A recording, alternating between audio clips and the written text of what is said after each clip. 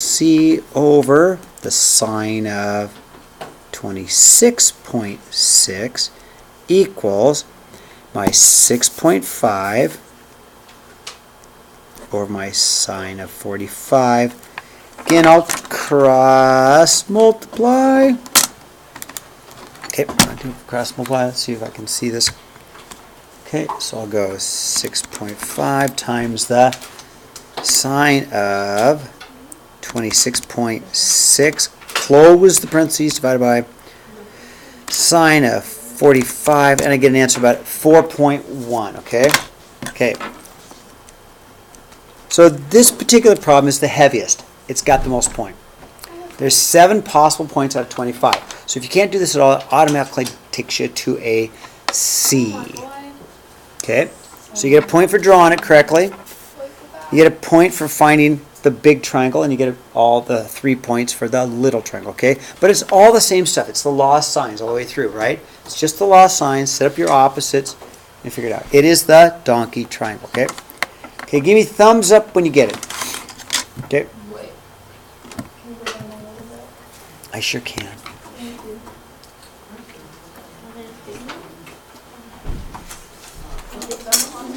Okay, turn the page.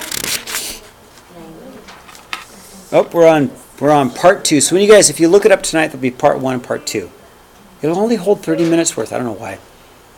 I don't know. Okay, turn the page. I don't know. Okay, number 5. Nope, number 6. You ready? Number 6. Okay, we did this pretty much on the warm-up. Wheelchair ramp needs to be built to comply with code. If the length of the ramp is 36 inches, okay, and the height is 5. So this is 36. That's the ramp, right? That's the ramp. This is 5. Here's theta. Okay, that is a right triangle. That is a right triangle, and because it's a right triangle, let's use what's up there. Opposite over hypotenuse, right? Opposite hypotenuse. It is. It's going to be sine of theta equals the 5 over 36, right? Sine inverse of 5 over 36 is going to give me my angle. This one's pretty easy. You guys agree? Yes. Inverse of 5, 6, and we get an answer about 8 degrees. I think Grandma could get up 8 degrees. Okay, number 7. Claire, I'm going to draw a pentagon. I think I can draw it. I can actually, Mine's better than that. and I can actually put it in the circle, which is even cool because I have all these cool templates, right? Hey, Claire, check that out, right? It's pretty good. Almost as good as mine. Almost. Almost as regular as mine. There we go. So a regular pentagon inscribed in a circle has a length of 18. So the circle has a radius, okay? Oh, a side lengths of 18. Oh, so the 18's here this time. Ah, it's worded differently, isn't it? See, the 18's are there now, aren't they? It's just a little bit true. So the side lengths are 18, okay? Find the length of the radius. So the radius is going to have to be that right there, right? And the area, okay? So let me, again, superimpose one of these triangles. Okay, let's check it out. So we draw one of these triangles now. This is 18, right? This is 72. You know how I got the 72? Yes. That's at 360 divided by 5, right? Okay, so what am I going to do? Well, I'm probably going to do this. Right angle. Got it? Okay, I'm going to do that. I'm going to go 36 degrees, right? You okay with that? Just cut the 72 in half. Let me put R here for radius, okay? Does that make sense? So I have a right triangle, right? Got a right triangle. And I can go, let's see, this is 9. You okay with that being 9? Does that make sense? That's 9. Opposite hypotenuse, right? Opposite hypotenuse. So let's use sine. So we'll go sine of 36 equals opposite, which is 9, over the hypotenuse, which is r, okay? So I made a right triangle. I tackled it. Opposite over hypotenuse. Can't divide by r, but if I switch them over, I'll have the r is equal to the 9 divided by the sine of 36, and I'm just gonna use my calculator. Okay, let's see what I got here. 9 divided by sine 36. So I get an answer of about 15.3. That's r, right? Okay, circle that. That's an answer, which means this is also 15.3, isn't it? Right? You guys agree with that? So now the area is easy, huh? So the area is 1/2 adjacent 15.3 times the other adjacent 15.3 times the sine of 72. But that's only going to give me a triangle. It's only going to be times it by 5, right? So let's do this first, and we'll times it by 5, right? So I'm just going to go, all right, my 0.5 times 18, whoops, 15.3 squared times my sine of 72, right? And there's one triangle, and multiply that times 5, times that by 5, and I get about 556.6 times that by 5, I get 556.6 centimeters squared. How's that? Okay? We can do this. I like trig.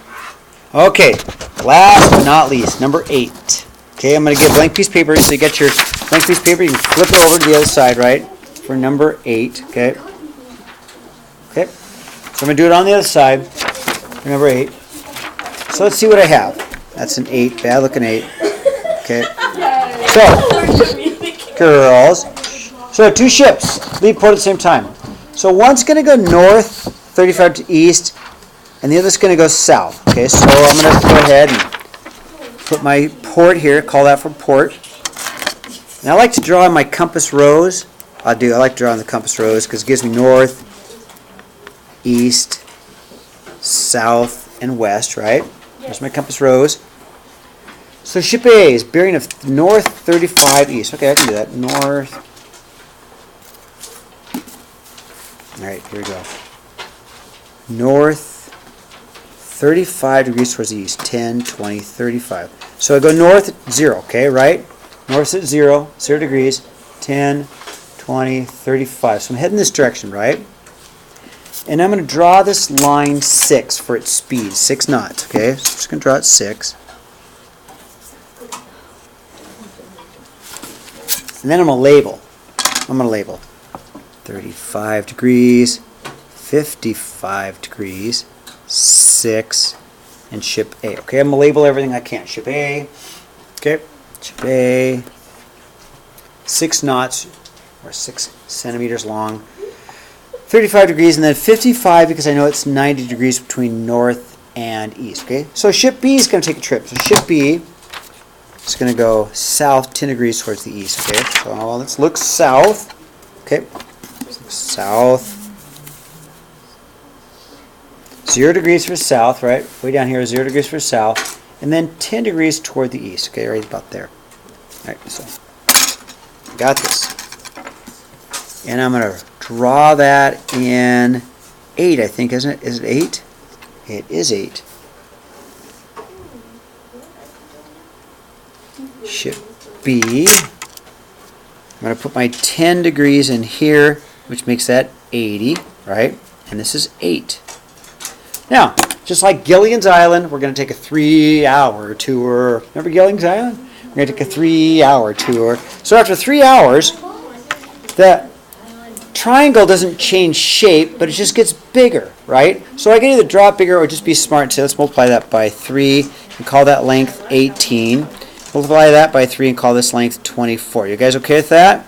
We don't really need to draw it 3 times as long because the shape will be the same. We'll just amplify it. Multiply it by 3. Okay, then, how far apart are they? Well, this distance right here. Okay, so if I connect the dots,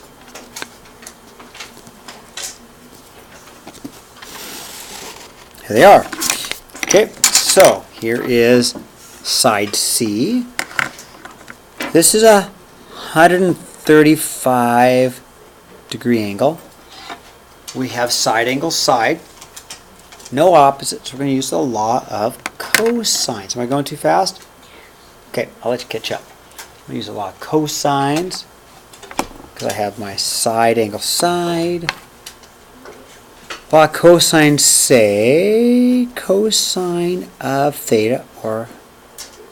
Oh, I'm wrong. I was doing the other one. Opposite squared equals adjacent squared 18 squared plus adjacent squared 24 squared minus 2 times adjacent times the other adjacent times the cosine of 135. Okay? I'm going to put that in my calculator and square root it, right? Okay, so I'm going to put that in my calculator. See, there you go. Okay, see it right there. Okay, so clear. So we'll go 18 squared plus 24 squared minus 2 times 18 times 24 times the cosine. Oh, it's not on. Seriously, do it again. 18 squared plus 24 squared minus 2 times 18 times 24 times the cosine of 135. Square root that. You guys agree? Because that's c squared. Square root that. Answer. And I get about 38.9. Okay, there we go. Now, the extra credit, which I will not go over, and I'll have you guys think about it. You ready, Claire? No. So, if B has to find A, right? He needs a bearing. It's a little off of north, right? So you're going to have to do a little bit of math, like, I'll just give you a hint. You're going to need that angle right there for the extra. You're going to need that angle right there for the extra. Oh, so you're trying to figure out, so A still has the anchor. Right. Right. They have to look at their compass and say, okay, what degree? Now, it's probably about 5 degrees, something like that, but I need an exact answer, right? Maybe 5, 8 degrees, something like that, okay? Oh, did you say like part of angle B, or do you just need angle B? No, it's just part of angle B, because there's north, right? You look at your compass, there's north, and you rotate your compass from north, and you take that bearing.